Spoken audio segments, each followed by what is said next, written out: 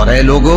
جو چیز تم کو دی گئی ہے سو وہ دنیا کی زندگی کا فائدہ اور اس کی زینت ہے، اور جو اللہ کے پاس ہے وہ بہتر اور ہمیشہ باقی رہنے والی ہے۔ کیا تم سمجھتے نہیں؟ بھلا جس شخص سے ہم نے اچھا وعدہ کیا اور وہ اسے حاصل کرنے والا ہے، تو کیا وہ اس شخص کا سا ہے جس کو ہم نے دنیا کی زندگی کے فائدے سے بہرہ مند کیا، پھر وہ قیامت کے روز ان لوگوں میں ہو جو گرفتار کر کے حاضر کیے جائیں گے، اور جس روز اللہ ان کو پکارے گا سو کہے گا کہ میرے وہ شریک کہاں ہیں جن کا تمہیں دعویٰ تھا؟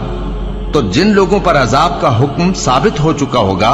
وہ کہیں گے کہ اے ہمارے پروردگار، یہ وہ لوگ ہیں جن کو ہم نے گمراہ کیا تھا، اور جس طرح ہم خود گمراہ ہوئے تھے اسی طرح ہم نے ان کو گمراہ کیا تھا۔ اب ہم تیری طرف متوجہ ہو کر ان سے بیزار ہوتے ہیں، یہ ہمیں نہیں پوچھتے تھے۔ اور کہا جائے گا کہ اپنے شریکوں کو بلاؤ، سو وہ ان کو پکاریں گے تو وہ ان کو جواب نہ دے سکیں گے،